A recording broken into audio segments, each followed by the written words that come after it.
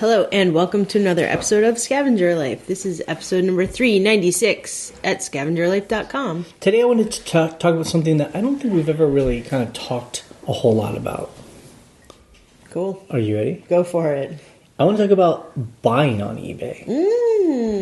You know, we always talk about selling on eBay because that's how we make a living. Right. But we also buy on eBay as well. And specifically, for instance, we're kind of in the last quarter part of finishing a new apartment that we're going to rent. Right. And we also design it and furnish it. Right. And we buy everything, for the most part, from Craigslist or eBay. Yep. I would say like 80% of it. I mean, Right? I'm, Yeah, you know, in the sense of from that. IKEA. But I mean, so we were buying some stuff yesterday. Yeah. And the day it's before on eBay. And I'm telling you, eBay really is, I can't think of another place where you can find the coolest design elements for a place. Especially unique, because the thing about eBay, like we know from our own selling experiences, you can find things that are antique, vintage, one of a kind.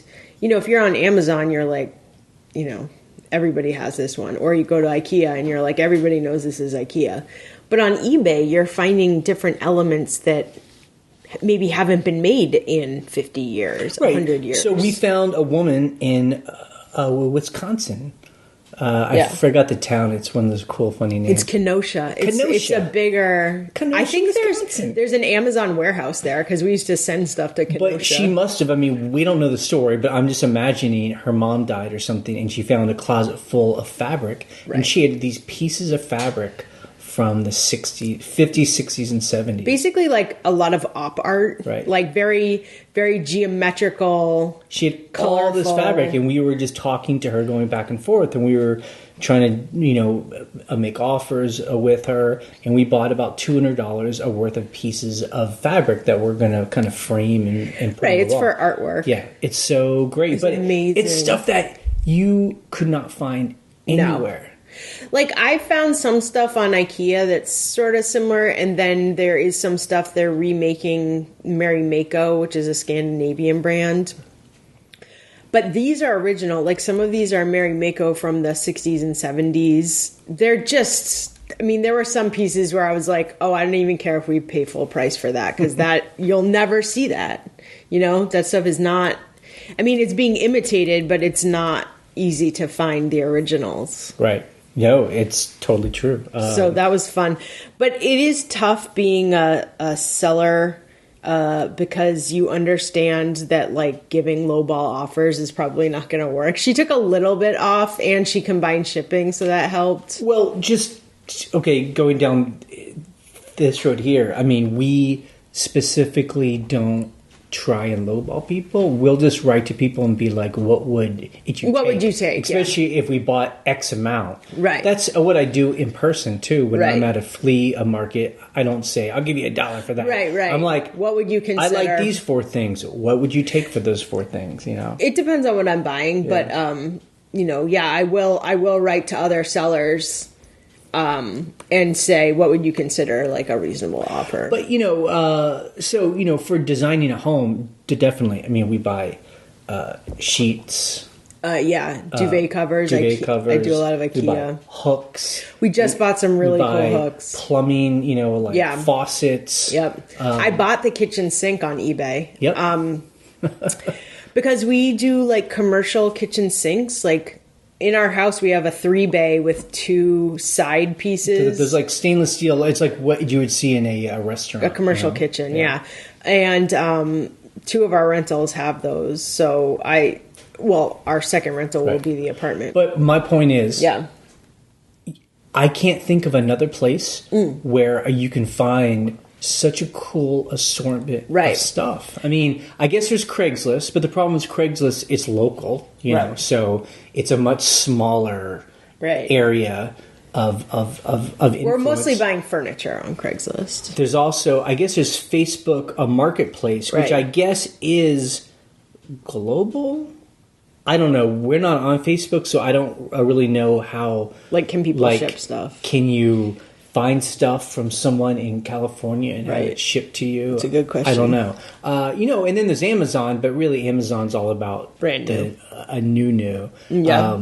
And that's how I find that in my buying habits are. If I want something new, like a pack of socks, I go to Amazon. Mainly because Amazon does do a good job. Because I like to read what people say about it. Although there's now talk about how those people that write things for Amazon are like fake reviewers. Yeah, they like gaming the system. I'm pretty good about. I read enough of them where I get a sense of So I do like that over eBay buying something brand new. Yes. Although you're really good on eBay. When we want something new, you'll go on eBay before I would, and you look for something that's a used but a refurbished or new, and get something at a tremendously discounted good cost. And you've done the research on the item, like say, look on Amazon or look on YouTube, see if people review it, talk about it. Right. Like the coffee maker we just bought. So we bought that on eBay. It was refurbished, but now I guess Etsy does kind of do what eBay does, where you can buy furnishings and stuff like that. I find that Etsy's a little bit too, it's precious, and a lot of their prices are higher. So I just don't go there. Well, the great thing about eBay that I find is there are a lot of sellers who are not professional sellers. So, I mean, the woman with the fabric, she had pretty decent prices for us and for her, I think, on these pieces. But there are things that you can buy from people who are like, oh, I just had this in my house and just give me $5 for it, or whatever, and you're like, great, like that's a deal of the century. And there's a mix of people where there's like the professionals, the semi-professionals, which I think we bought from that woman with the fabric. I think she was like, a part-time seller. And then there's the people who are just like clearing stuff out. Don't care. They're doing eBay as if it's a yard sale. Yeah, it's a yard sale. So it's a great combination of being able to buy stuff for, like I'll buy a lot of like the special pattern IKEA duvets from people who are like, this was in my guest room. I changed the look. I changed the size of the bed. It got used twice. And you're like, fantastic. Like it's a fraction of the price of new at IKEA. And then, all these, I mean, not all of them, but, there are a handful of new selling platforms that have been popping up, like Mercari, Poshmark, The Real. There's like all kinds of stuff. There's another one, I forgot what it's called. Or something. Anyway, but they're all gilded. Gifted. But they're all mainly about clothes. They are, those are. Well, Mercari has a lot of stuff, but...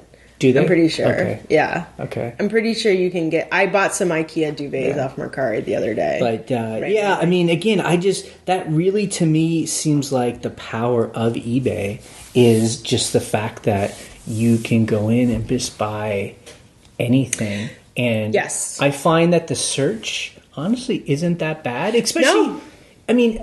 Again, I think if you're going for commodity items, it's crazy. It's like, I want this iPhone case. Okay, there's 3,000 people selling the exact same one. Okay, that's a problem. Right. But if you're selling like old vintage up art fabric, I mean, there's 200 things that I have to scroll through, and it's fun. And you're like, I'm willing to scroll through and see which one I want. The other thing too, I find as a buyer, is a lot of times people are selling a large quantity of something.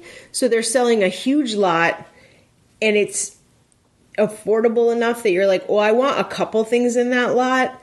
So I'm going to take the things I want out of that lot and then sell the rest and make my money back. So I got it for free, basically. Yeah. I mean, you do the work to sell it, but... And I guess I'm just talking about this, too, for people out there that sell on eBay, just to hear about someone's habits. So the way I do it is... I'm on my computer now, and I have like a folder in my bookmark tab. And what I do is that I bookmark certain searches. Okay. And then every day I'll go and look at that search, and I filter it. Show me the newest things that are up. Okay. And so I'm always keeping an eye on that stuff. So that's why, when people will put things up on eBay and sometimes they sell right away. It could be because it's someone like me. It'd be like, I've been waiting for this done. This is what I do, and it's different than that. You can save searches in eBay. So if you're signed in and you search like for Apple TV remote, that's actually something I bought in bulk the other day, and I can talk about it. Apple TV remote, this exact model. I do save search at the top. So whenever anybody lists it, I get an email at like 5 a.m.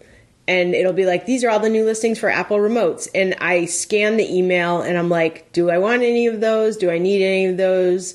Delete. Or yes, I'm going to go to the link and see if I can, buy this or make an offer or whatever. So I get a slew of emails. It's a little bit crazy. Of like 20 searches.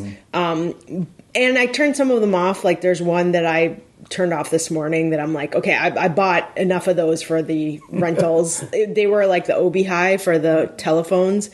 I'm like, okay, I have enough for every phone that I need. So I'm turning that, like, I don't need to buy any more of those right now. So I turned that search off.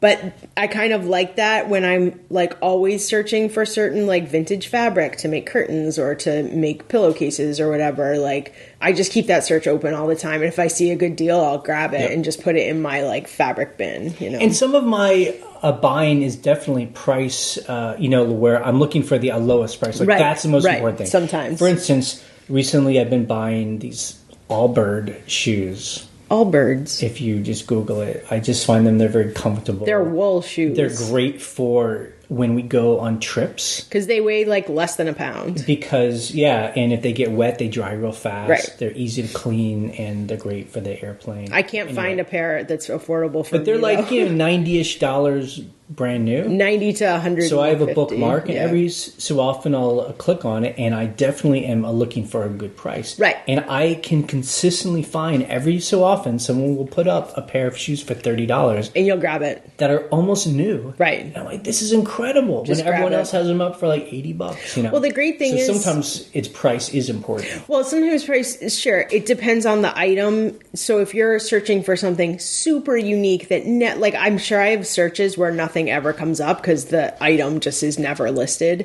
And if it comes up, you're like, yes, I'm buying that. Right. I have a very specific Patagonia bag that I have. It's my purse. It's like a little courier bag. And I've been searching for another one because this thing's going to get wrecked. Like, I know it's going to get wrecked. So they were it's a $60 bag.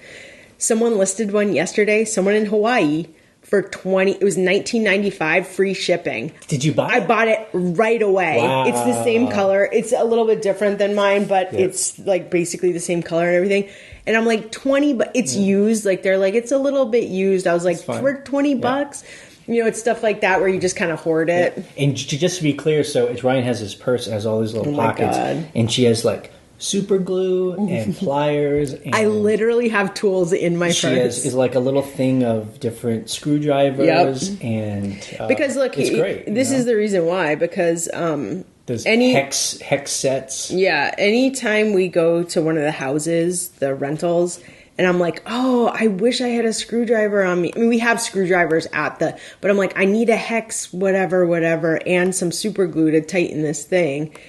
I never have it. So I'm like, it has to be in my purse. Like, I basically have to carry around a tool, like a mini tool bag. Right. So the other thing is, other times I'm buying and I'm not, I always want a good deal, no doubt. Yeah, of course. But I don't want the cheapest. I want a value. So I want value for the money I paid. Yeah. So it's not about having the cheapest. So for instance, I found this woman that I talked about in Wisconsin, Kenosha. She just had this stash. She had 100 pieces of this of fabric, and that's very rare. Yeah. And so I didn't go and look at other people that had kind of similar cool fabric, and it might have been cheaper. She had it. And I did try and get a good deal from her, but basically I paid what she asked for. Pretty much, yeah. And it was all good, So I think there's a certain type of item too, where it's not price, where people it's aren't not buying on for the price. They're buying because you got something real special. And the great thing is, honestly, like the price for those, because it's essentially artwork, like buying artwork can get expensive if you're like, that's a unique piece. I want it for my rental, or for my office or whatever. We paid $230. That includes the shipping.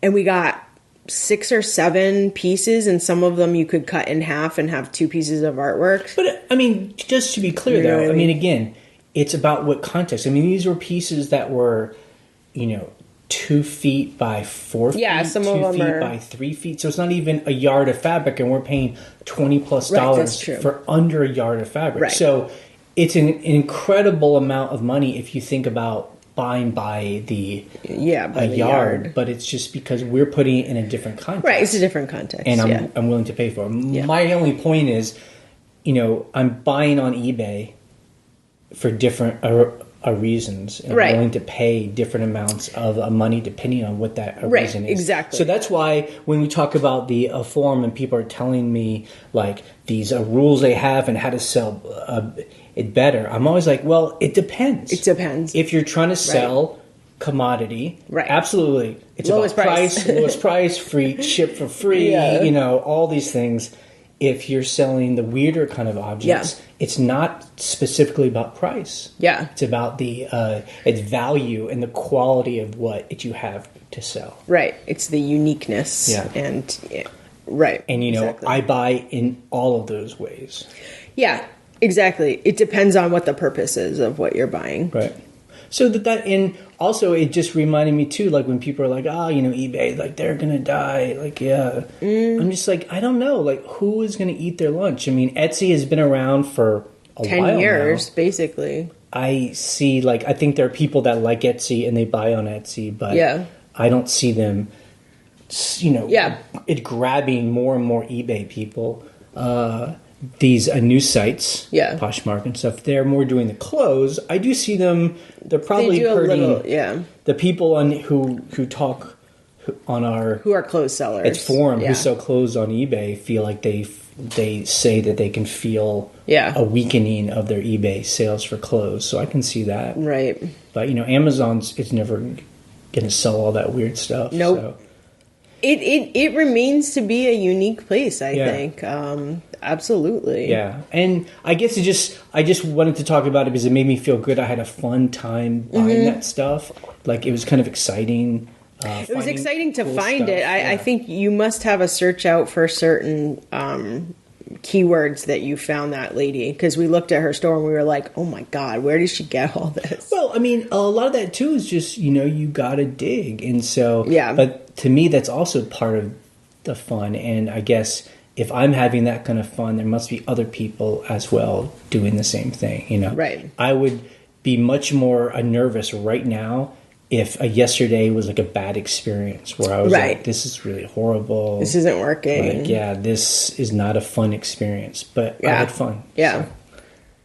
I'm allowed to have fun, right? You can have fun. Okay, let's talk about eBay, our sales. So selling on that was eBay. Us being a buyer. This is now us being eBay sellers. Yeah. Okay. Guaranteed delivery. My head is spinning already. Okay. It's so confusing. I don't want to get too into the weeds, but so I noticed that on our listings, we have all of our stuff. We've jumped through all the hoops that eBay said, where everything should be guaranteed to get to somebody, and there should be like a little it's like a banner thing. Highlighted banner under where the shipping cost is. And I looked on our store and I'm like, I don't see that banner. Yeah. Like what's going on? So someone on the forum, the Seam store, said that if you have fixed price offerings, but you have make offer on it, it can't be guaranteed. Okay. Which is weird. I mean, it's ridiculous because I get why they would show guaranteed shipping on something that doesn't have make offer, because you have to pay immediately. Although a lot of people have pay immediately turned off. So does that turn off guaranteed shipping? Probably. But I mean, I don't know. my thing is though, we have many, like a majority of our items have make offer. A majority. So it's unfortunate because people can buy it right away and we'll do the handling time, the same day handling time, and ship it. So it should say it's guaranteed.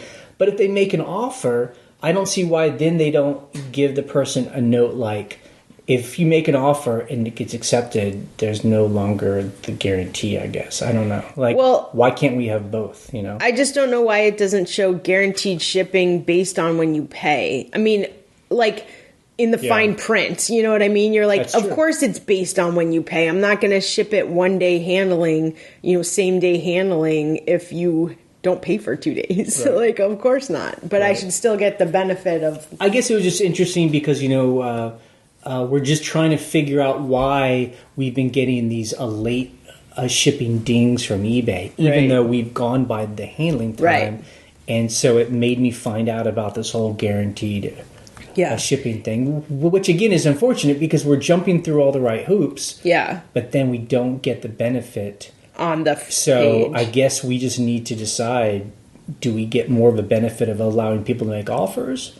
Or do we think we would get more benefit where it's just fixed price, but it says guaranteed? No, I think make offer is much more of a benefit. We get offers all the time. So when I was reading on eBay's page, because anytime someone says, these are the rules, eBay says this, I'm always like, show me a link. We gotta have a link. Like, let's not talk about fantasy. Let's talk about what does it say on eBay.com. Yeah. So I go to eBay.com and I see what they say about guaranteed the guaranteed delivery.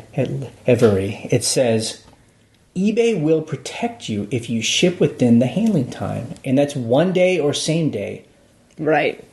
And what that means is, if you do what they say, and the buyer gets the item and says, I want this item anymore, I'm going to send it back. eBay says they will pay for the shipping back.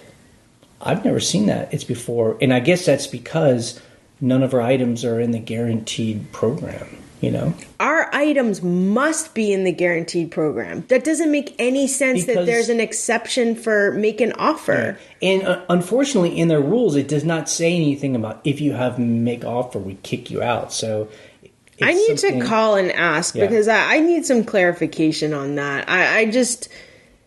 So it's like, why do I have all these late shipping dings if I'm not in the... Well, that's the interesting thing. On their page, though, they do say they'll protect you if you ship on time. It's meaning if the buyer wants to send it back, they'll pay for the return. I'm so confused. But they will not protect your late shipping, though. Okay. It's very... I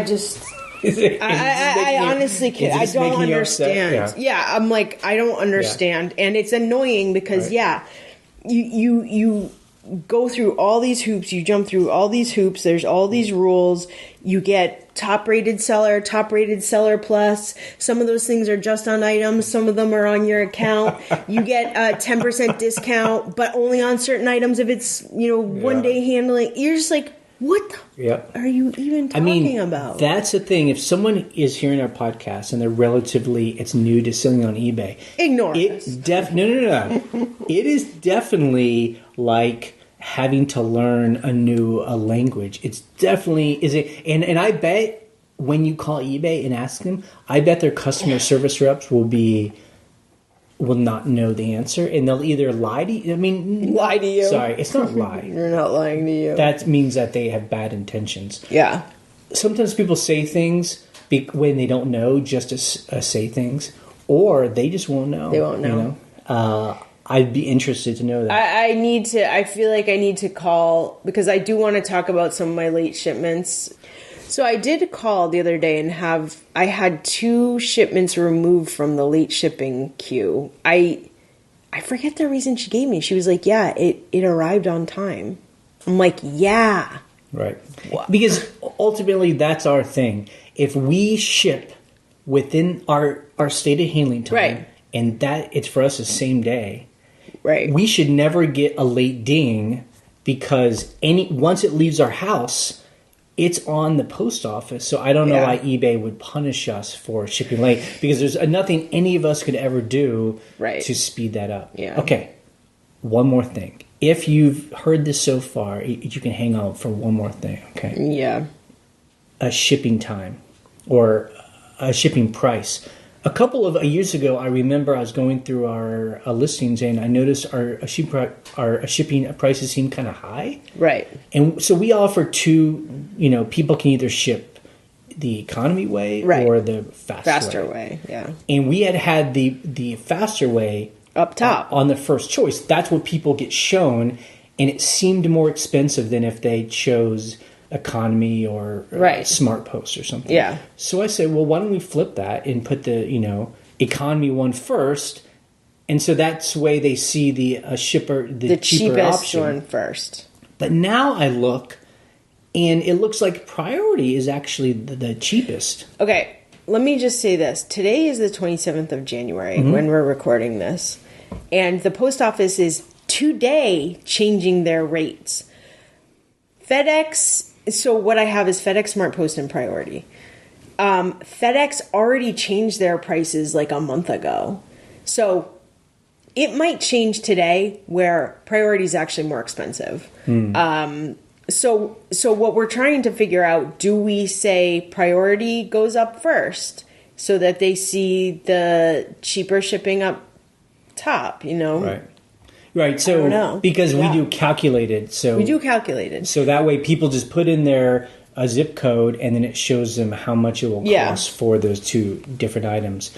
What's interesting to me is why eBay doesn't have a thing where I say, show the buyer the cheapest for them. First, so I know. For it might be going a FedEx Smart Post is going to be cheaper. Right. For me, in another state, it might be, if you send it Priority, it'll be cheaper. It's cheaper because you're in the same state. So just show me the cheapest one. Right, I agree. I agree with that. And I know that there are people on a forum who say that very often someone will buy an item and then they'll go to print a label and they'll see that it's cheaper to send it a faster way. Right. And they'll just upgrade people for free. I do that too, where I'm like, oh, this is actually, I can get this in a flat rate envelope, it's cheaper, and I'll upgrade them so they get it faster. Yeah. I totally do that. Yep. Or it's the same price. That's a lot of times where you're like, they paid, $6.50. It's $6.50 for Priority. Yeah. Let's do it. Well, I will be interested. So I guess next week we'll be able to see it. Yeah. What it is. I was checking out some items like a mug, a coffee mug someone can buy. It's from us. I mean, the price was like $5. Yeah. More to send it Smart Post than it was to send it Priority. That seems crazy. Well, the other thing about that actual particular one, I noticed that the box. So here's another thing. The box size was set to 12 by 12 by 8, which is kind of a big box. For a mug, yeah. But FedEx Smart Post considers that oversized, but USPS doesn't consider 12 inches oversized. Or I'm sorry, I don't think FedEx is like, this is oversized, like a big bulky. They're just like, these are the, size differences, and as you change the size, it gets more expensive. And I actually got the mug out, and I was like, this is not a 12-inch box, like whatever. It was just like some default size. So I actually made the box smaller, and the price went down. Okay. But so that's a weird example, but so I hear you. Question is that, so why don't we say, we have items in our store that are years old. Yeah. Right? Would you say that your shipping knowledge has vastly improved? So when we listed those 3 years ago, no, I will not say my shipping knowledge has improved. I would say stuff has changed. So like for some reason, Smart Post, considers something that's a 12-inch box costs more than an 8 by 8 by 8 box. So you're like, great, everything that's listed as a 12-inch box, which could probably fit in a smaller box, I need to fix those, right. It's stuff like that where you're like, it's changed. Yeah. It's like with the post office doing first class up to 16 ounces. That's totally new within the last couple of year. I think it's the last year. So you're like, okay, everything that weighed a pound before that's classified under parcel or priority can now be first class. So you're like, that's like, you have to go in and fix that manually, right. you know? So one by one. Yeah, it's just, I mean, you can do it in the bulk editor probably, but it's just... I guess just those times when we do have really old items that we will it lists as new, it might be something to keep in mind just to check. Yeah, I need to check shipping options. Well, now that I looked at that box size and realized, oh, like FedEx SmartPost is like 12-inch box, that's huge. You're like, okay, this isn't really a 12-inch box. It just got, labeled as a default at some point back whenever. So that's that. It's complex, and it's annoying, and I wish, like you said, eBay had a better system where they just listed it dynamically. Oh, you live in California? This is coming from Virginia? Well, the cheaper one actually is the priority, so let's show you that first. Right. Yeah, wouldn't that be so helpful? Yep. Totally. Yep. Totally agree. The other thing, too, is a lot of people don't, because eBay kind of hides this, and I feel like they definitely hide it on mobile, to show that there are other options for shipping. People will be like, I can't believe this costs so much. And I was like, well, there's another option, and it's actually cheaper. And they're like, oh. Yeah, like on the website, you have to go to the item page, and then you have to go and click the shipping and tab, returns or whatever tab. And then it shows you another way to do it. So it's hidden. It's completely hidden. Yeah, and so I don't know how it is on mobile. I don't know how it is on mobile, and I know that those catalog pages, I don't think they show that stuff very easily. So who knows? Yeah, I agree. It's not very transparent. It should be. It should be more clear. Okay. Before we get to our numbers, what is your gut reaction to this week? How we did this week? Well, there's a huge payment that's not paid for. Right. I don't know if you're counting that. Well, why don't you say don't count that? Don't count that. I feel like it was slow. It was like $1,500. That's my gut. $1,500. How did it feel? Slow? Things dropped off at the end of the week. Yeah. That felt I felt like there were some days, like Monday was a holiday, so on Tuesday I had like 25 things going out from the weekend. Yeah. It was a lot. I mean, it's weird. We were selling like 10 things a day, and then it was like Wednesday or Thursday. It was like one thing. It just dropped off a cliff, yeah. And we were selling 1 or 2 things a day. I'm like, what happened? Very strange. I mean, this is when I totally see when people start having these like conspiracy theories. Yeah. Like, someone shut my store off. It's like... yeah, it feels like that sometimes. I mean, my argument is like, okay, why don't we say someone did? What are you going to do about it? Yeah, like, what there's can you nothing do? There's can do. No control. But we also know that things always come back. Okay, so the reality is... Well, why don't we talk about that big sale, because that will change our numbers. A woman gave us an offer on a piece of art we have. It's a painting. And Ryan put this awesome, crazy price on it. I think I put $1,700 on it. And she offered $1,000, and we were like, sure. No, she didn't. She offered $500. Okay. And I was like, I'm countering this because I know that. And plus, so here's the thing where you can kind of call someone's bluff. She offered $500, and she said, I'm trying to match this painting with another painting of this person. So she wanted it. I was like, if you're trying to match this, I'm going to counteroffer you. So I counteroffered at $1,000, and she said yes. Yeah. $1,000. And just to be clear, it's just, we gone to an auction and bought like a box of paintings. Art. And we don't know. We're not art experts. At least I'm not. I just saw it and thought it looked cool. Right. I was like, that's a cool painting. And you looked up the name? I looked up the name, but people on the forum really helped me find this person because I was spelling it wrong. So thank you to everyone who helped me find this. And there was the other painting she actually bought was an online antique center in California, and they had an oil painting by the same person up for $1,200. So when I knew that she was matching that painting, because I had seen that painting before in my research, that's how I got this person's name.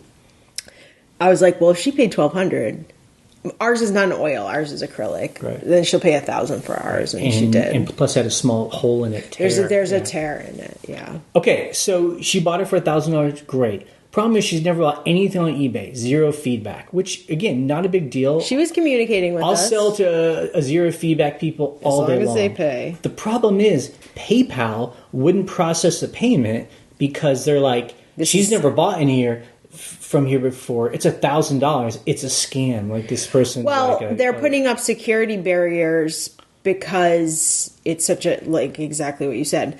But the problem is this. You know, she's having to go through all these hoops. She doesn't understand why it's happening. She's like, I can't pay, you know, my credit card. So she did this too. This is what's a little bit insane. This is like a long story. In her message to me, she wrote her full credit card number, her name, her address, her expiration date, and said, please run this credit card. Yeah. I was like, you are insane that you just did that. Yeah. You sent a complete stranger. Of course, I'm not going to do anything with it. Right. But then she was like, I have to call my bank because I accidentally sent my full credit card information over the whatever. So she's having this full issue, whatever. Anyway. So she hasn't paid yet. Short story. Long story short. PayPal is doing that thing where they're going to put like 10 cents into her bank account, and then she with a number next to it, like a she PIN has number. To then call eBay and verify it. So it's a pain. She's gonna pay for it. I think she's gonna pay, but we don't have the money in hand yet. So this will change our numbers. If she pays, means we made $2,400. Okay. If she doesn't pay, which she will, $1,400. So my gut was right. 15, 15. So we only sold 38 items, which is less. I mean, a week ago we sold like 60. So right. You're like 60 compared to 38. That is like a jump, you know. Yeah. But it was good. I mean, again, like selling a piece of artwork for $1,000, like that's my dream. It's a dream. I wish that happened every month. I wish it happened every week, you know? Yeah. Well, it's just because we don't, I mean, again, we don't have enough in our inventory at that price range. Somebody gave us an offer of, I think it was $500 on a painting that I have up for $3,000. Yep. And I said no. I know. Which is nutty, but I'm like, I'm going to hold out because I think this painting, it's a painting print. It's huge. Yeah. I should actually pull it out and make sure it's okay. Yep. But yeah, I know that she'll pay. I've been talking back and forth with her through the entire process. I even called eBay and was like, can you help me figure out why this woman can't pay? And they said the same thing. They said, look, PayPal is blocking this because she needs to like confirm her whatever. Yeah. So. But we are pros about it. You've been good kind of talking to her and walking her through the process and making her just feel good, like we're still here. Yep. We're working with her. I've been super nice about it, of course. I want $1,000 payment. So, things we sold. It's this week again, mishmash. Clothes out the bazoonga. Well, that's what's so funny is when people are saying their clothing sales are down.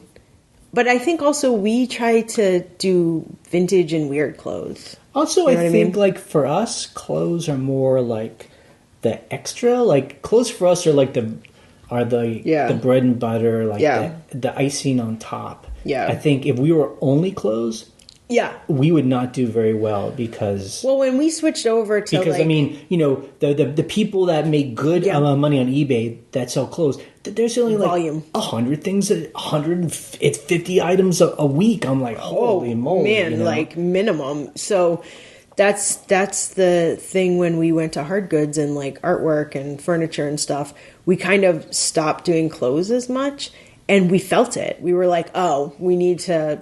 Yeah, like... Clothes, like we would never want to be only clothes because we think they're boring, but at the same time they're a good way to make a living. I could not do clothes if I didn't have an employee.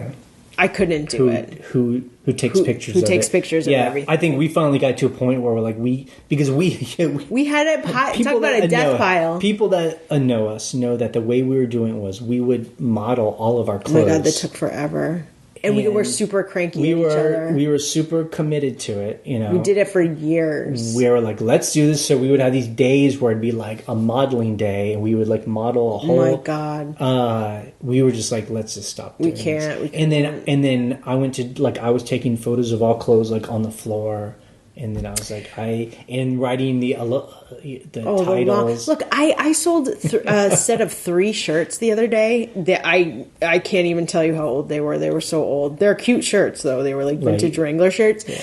But my God, the description was so long. It was like, this shirt has all these measurements. It was like a T-shirt.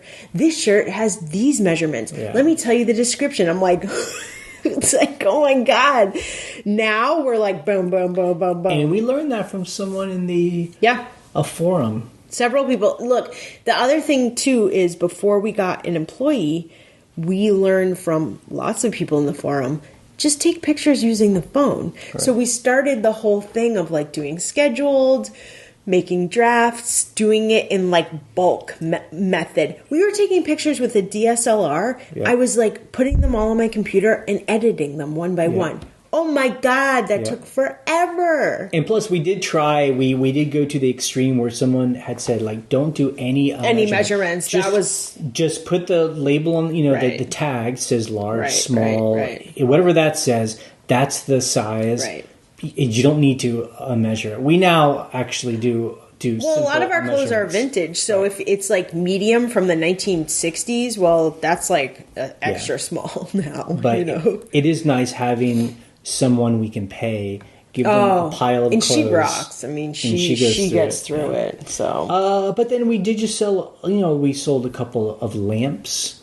Those always do well for us. I did sell a couple of lamps. Vintage, kooky lamps. Those suck to pack, but I did. That's a problem. But for $100, I mean, someone bought this like total mid-century kitschy lamp. Tupperware. We sold a couple of Tupperware for like $30. This is what I love about being a scavenger. I got those Tupperware at a thrift store. They were like these, Harvest Golds, like round Tupperware, totally from the 70s. And I used them for storing jewelry forever. But that type of jewelry that was in there started getting smaller and smaller, and I could like put it in another one of my jewelry bin things, and it just got empty. And I was like, I'm selling these. I forget how much we sold them for. $30. $30 for two. Like just little plastic. But I love that. I love that about being a scavenger. You use something, and then you go through it, and you're like, I'll just put these on eBay and sell it to someone. And they sold within like a couple weeks. I will say, and the final thing I'll say about something we sold was we sold a DVD player. Oh, that thing. This is me. I saw it. It was sold at a thrift store. It was a DVD recorder. Yeah. VHS to DVD recorder. I probably got it for $5, but it was like a Philips. Philips is pretty good. Like it looked cool. And like I see people sell electronics. I'm like, I'm going to get in on this action. We've had this thing for like a year. And I was really competitive on the price. I kept bringing it down by $5. I think I started at like $80. I mean, and then finally I was just like, I wanted it away. $30. And I was like $30. $29.99. Someone bought it. But I'm just like, man, electronics are... they're tough. Because there's so many other... New electronics, there's so much competition. It's not like we're talking about like vintage... But something like that, you're like... And, I'm still holding my breath that guy doesn't... Well, that's the thing. I did test it. I didn't like this. Don't return it, please. Yep. Okay. So, scavenge of the week? We did go scavenging. Yep.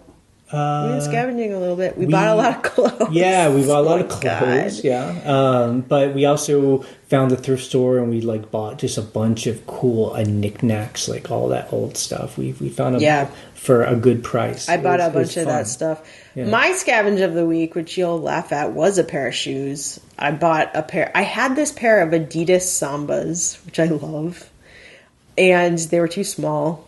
So I think I put them on eBay. They're on eBay right now. But then I found another pair that were brand new, and they were half a size bigger, and they were $4. Cool. And I sent them to my brother because he's like an Adidas head, and he was like, "Oh my God, $4." That style is definitely coming back.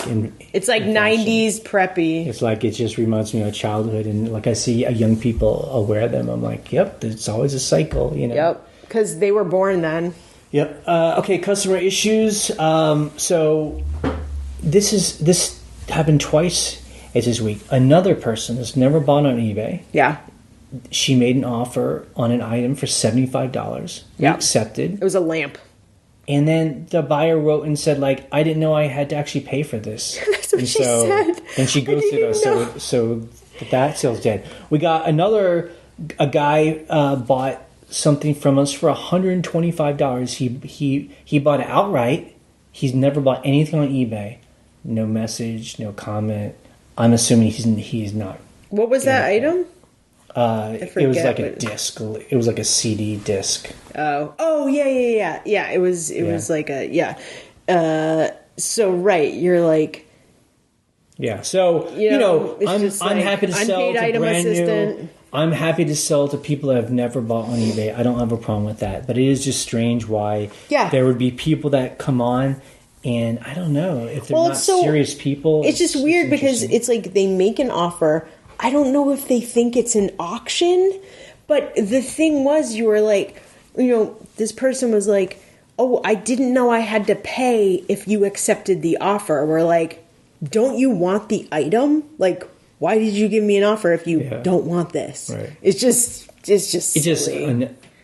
annoying. It's annoying, especially with on slow days. Yeah, when a $75 sale would be nice. It's a tough one. Oh, the thing about the $125 CD was they gave me an offer and that was my price, and I was like, why are they giving me I'm accepting this offer, but I think they don't know what they're doing. I don't know. Maybe they'll pay.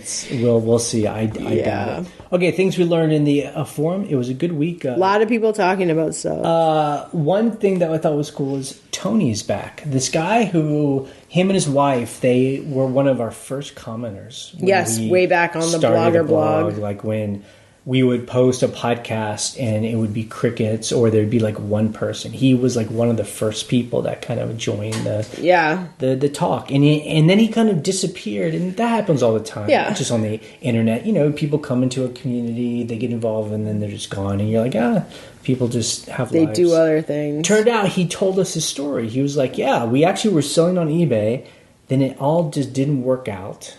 We were just he said we were just doing it wrong, and they weren't making the kind of money they wanted. They went through this financial problem. Yeah, but now they're back. They figured it all out, and he's it's selling on eBay again. And he put a really good long post about all the things he did wrong. That he said that they didn't do their numbers. That was number one, and that was really interesting. Like they were spending more per month than they thought they were. Yeah. So they didn't really know where their money was going. They had a lot of consumer debt. They quit their jobs too soon. They were like, let's just get out of this. We're done. We can figure it out. And then they were just buying, and these are his words, they were just buying junk, buying a low-cost junk and putting it up on eBay, and it wouldn't sell, or it'd sell for small amounts of money. So the numbers just didn't work out. Right. Now he understands. They've gotten there. And this is what we say all the time. Know your numbers. He got his expenses down real low, so he knows how much he needs to make every month. You got to know that.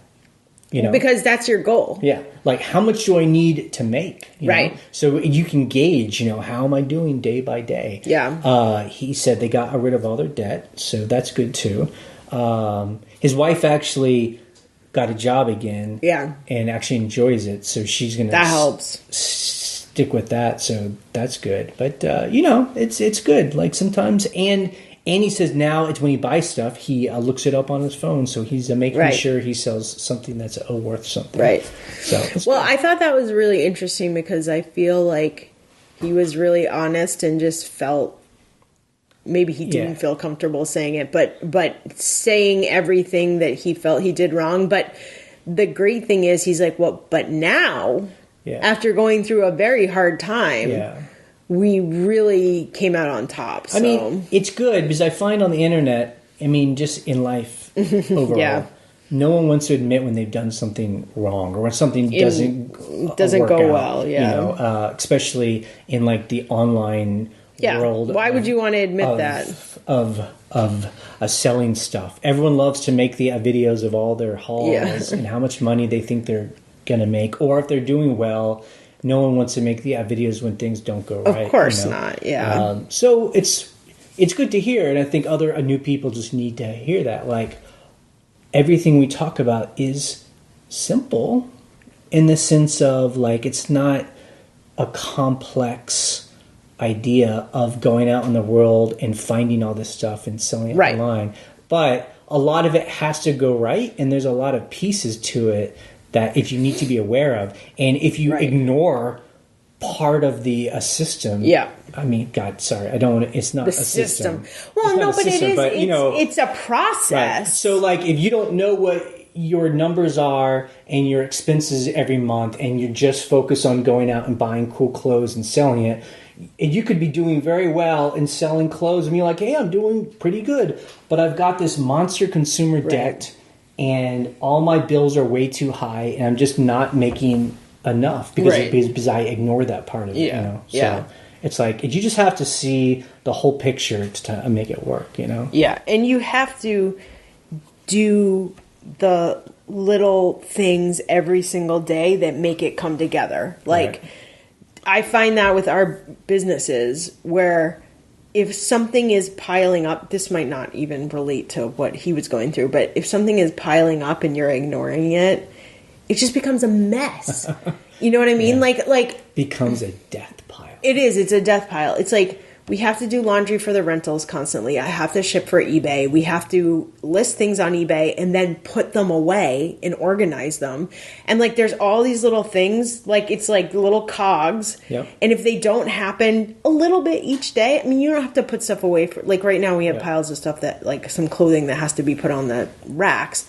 But if that starts piling up, it becomes completely daunting. It's the same with debt, and you're like, I just need to eat away at it every day. And it's like, those are the things I do every single day where I'm just like, okay, put these away, put this away, fold the laundry, do this, start the new laundry, and if those things don't happen, your business becomes like a nightmare mess. We actually talk about it. That I think the secret to our success, just our personal success has been staying on top of those little details things all the time. Every single day. Because sometimes, the end of the day comes, we're about to go to bed, and sometimes it can just be like, what, it didn't feel what like did I do anything today? But I always, we always have to remind ourselves, all those little things were really important. Right.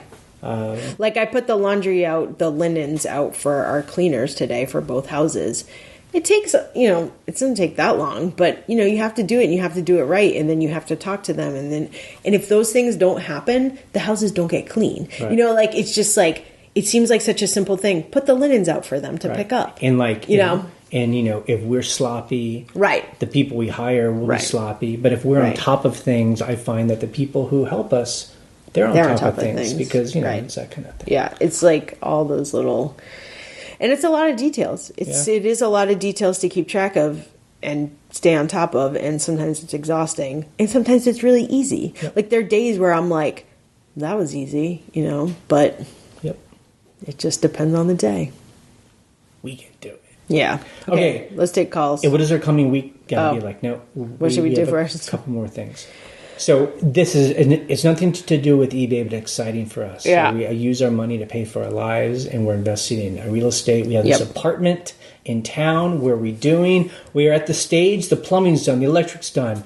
The bathroom is framed in. Almost done. Almost done. And now this week is hopefully... drywall. Sheetrock, drywall. Sheetrock/drywall. And that starts it takes, you go in there now and it looks like a crack house. It looks crazy. Holes in the wall. Under and construction. It's dirty and there's wires hanging everywhere. Once you get like the clean sheetrock up and it's mudded and it's white. Oh my God, it looks like a real place. It looks new. We hope to get this place rented on May 1st, and it's going to be like, right now we're in that like financial time of like, we're like dumping all this money into this new business, and it's like, I want to reverse that money, I want it to stop going out and coming back in. So. Well, the thing is, what we're trying to do is get the apartment done first, and then we have an entire building underneath that, which we're trying to work on.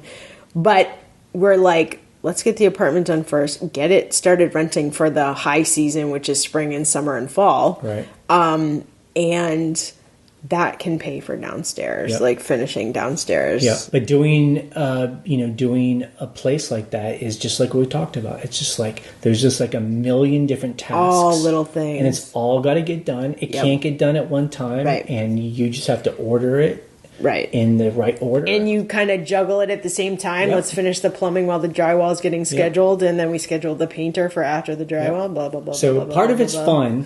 The pain for it all isn't so fun, It's the hard but I part. enjoy the puzzle. Thank God. Okay. Thank God. I would like to skip over this, but someone had mentioned they want to hear about what we're eating. Are you eating, Ryan? I'm doing keto right now. There was a long time where I didn't do it because I was just like stressed and tired and traveling a lot. So I was like eating bread and didn't care. And my weight reflected that. So I'm doing keto. I'm cooking for myself a lot. I made keto sushi this week. And just to be clear, we're talking about like a 10-pound difference, right? 15? I think I'm between 15 and 20 pounds heavier than what I should be, what I would like to be, which I think a lot of people are.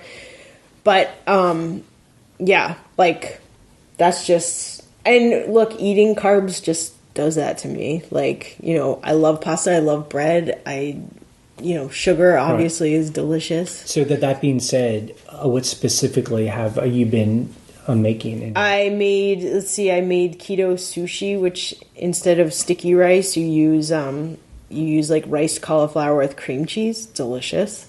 And like tuna fish, right? I use canned tuna because we don't really have access to fresh like sushi fish.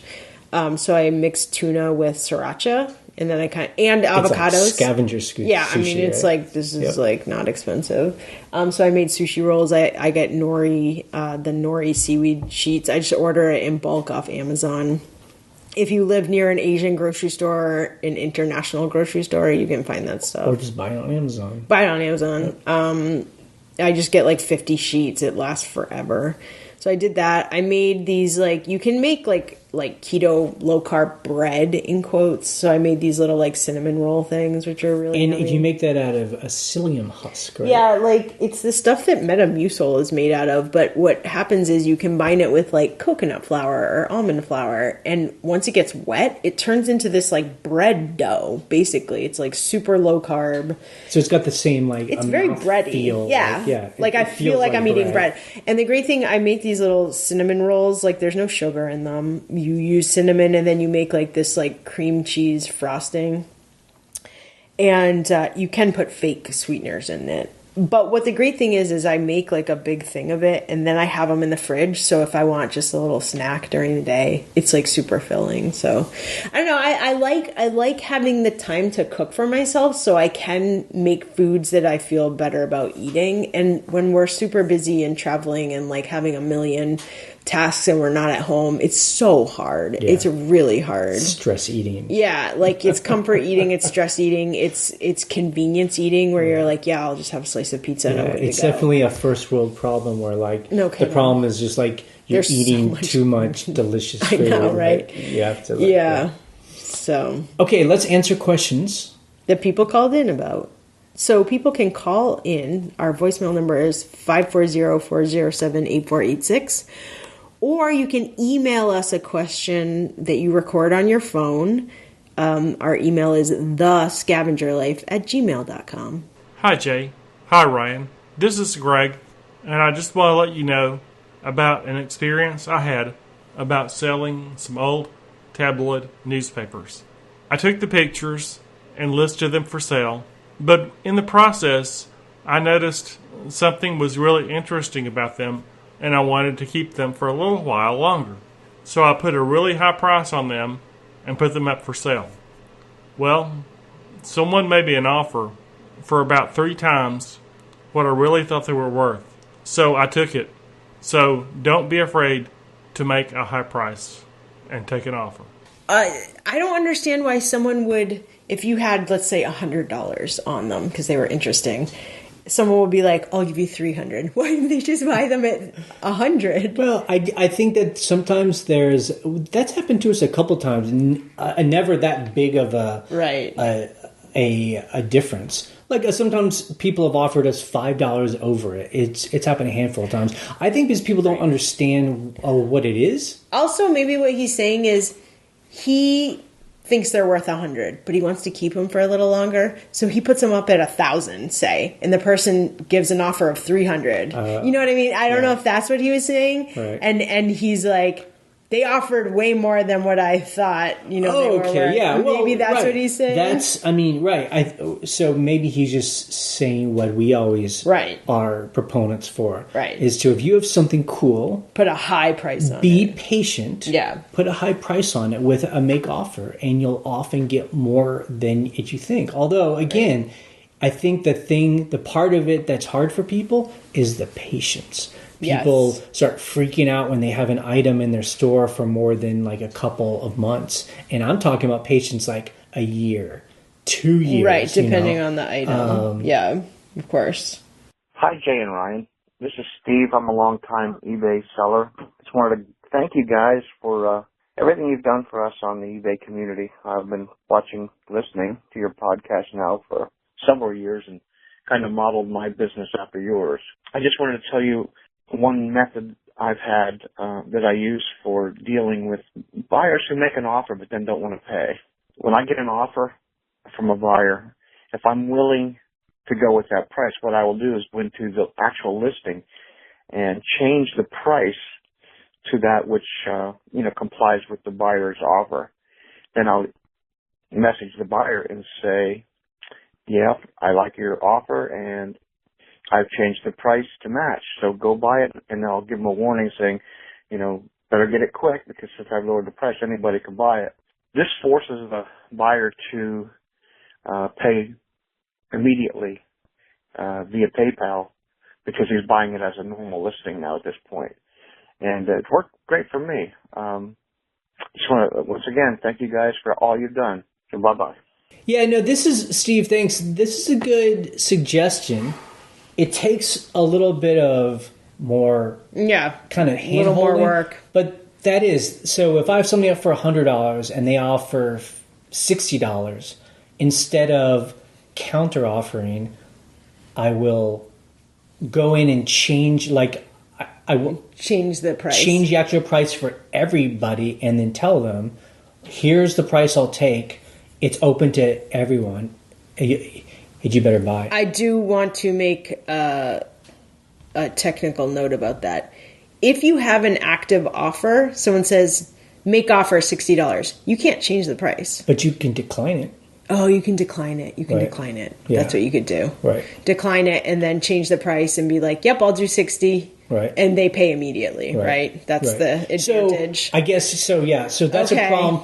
That's a problem he's trying to solve is when people make an offer and then don't pay because they don't have to pay immediately because it's impossible to do that on eBay. Right. But if you just change the fixed price, they have to buy it and pay immediately. Gotcha. So that's an interesting technique. It is interesting. I'd love to know if we could try it. We could try it one time and see what happens. But it's like, I just want to make it as seamless as possible. Right. I will say, for all the annoyances when people don't pay, it's really a small percentage. We accept offers all the time, and people pay, and it gets shipped, and they keep the item and enjoy it. So it's just that real small amount. It's just where it feels as if it's a missed sale. Yeah. Hey, Trash Elves. This is Tom in Canada. I just listened to your episode 395 on your podcast, and it got me thinking about lifestyle and how that relates to my eBay life. First of all, I am not exclusively an eBay seller. In fact, I'm finding I spend less and less time listing on eBay and much more time listing locally these days. But that fluctuates year to year. I've been reselling for about 15 years through, Craigslist, early eBay. In Canada, we have Kijiji, which is much like Craigslist, but better. And in thinking about what's done for my life and lifestyle, it's about flexibility It's about quality of life. The revenue from reselling has gotten me through lean times. Most of my employment is contract-based or project-based, or has been over the years. So having that eBay revenue or reselling revenue has always acted as a buffer in lean times. When I was doing nothing but gigs and contracts, it allowed me to turn down contracts I really didn't want to take, because I knew if I just turned on the reselling during that time period, I could make my savings last longer and be a little choosier on my next gig. And that's a big thing for me. It's about quality of life. You know, I don't want to spend my time doing crappy jobs I don't like. So reselling has helped me avoid that. It's bonus cash when I'm making good money in other areas. You know, that allows me some financial freedom. It also has allowed me in the past to quit a job I hated, you know, because I knew with my savings, I could extend my savings by another 6 months if I really turn on the reselling. All of my main niches started with passion. I find it really hard to sell things I'm not that interested in. But luckily I have a wide range of interests. In addition to eBay, I do a lot of local selling in vintage audio and bicycles, both new and vintage. And those are just fascinating fields that I could talk about for days, but I'm going to leave it there. And to sum up, it's about enjoying your life. It's about having flexibility. Yeah, so I think that's a great way to say how it is for a lot of people. Yep. I mean, even us. Yes. I mean, we do eBay full time, and eBay pays for all of our bills. Yeah. So it's different. But at the same time, it does give us also that is breathing room. But I hear a lot of other people say the same thing, where they don't sell full time, but the money that they make on eBay pays for trips, pays for a mortgage, pays for a car payment. They put a roof on their house, you know? Well, like you said, it allowed us, especially in the beginning, to say no to gigs that we didn't want, because we're freelance video producers, and it allowed us to just be like, no, we don't have to work for that client. We're not going to. We're just going to be able to pick and choose what clients we like to work for. Yeah. That was amazing to be able to do that. Yeah. And it was so much freedom. Yeah. I mean, it is nice. It just gives you options. Yeah. Instead of the way it used to be, for me at least. It was like, I got to work. Right. You have to work. What do you want me to do? I'll do it. I don't really want to do that, but, you got to pay the bills. Exactly. It gets you out of that cycle. I think he summed it up very well. Hi, Jay and Ryan. It's Kenny from St. Louis. I was just calling in, tell you I love the show, and thank you for that. And a comment on, I was listening to last week's show, and you were talking about local pickup and returns, and I had a little trick that I kind of do for that whenever I get local pickup, which isn't too often, but I've sold a number of things with local pickup. I offer it on, I think, everything in my store. What I do is I tell them, because there is actually an issue, too, of them, claiming that they didn't receive it. If they were to claim, hey, I never got this on local pickup, I would worry about PayPal. So I always tell people that that we're going to leave feedback when they pick the item up, and that either they can do it from their phone or, however they want to do it. But I do that in a message when they request a pickup. I tell them that I need them to leave feedback. And I have had one guy before that couldn't do it, didn't have a phone that could do it, but he said he would do it as soon as he got home, and he did. So, and then once you get your positive feedback, you're cleared. So they couldn't return it at that point if you for a return. So that's just what I do when somebody wants to pick up. I tell them that they have to leave feedback when they pick the item up. Thanks for everything. Bye. So he's saying if they leave positive feedback, then they can't return it. I don't know. I don't know. I would question that. I think that it's nice if someone leaves feedback, but I think that even if they leave feedback, I think that they still are able to return it, especially if they say that we've done something wrong. If they say item not as described, once it's item not as described, eBay opens up all the floodgates, and the buyer can do anything they want. So That's been our experience.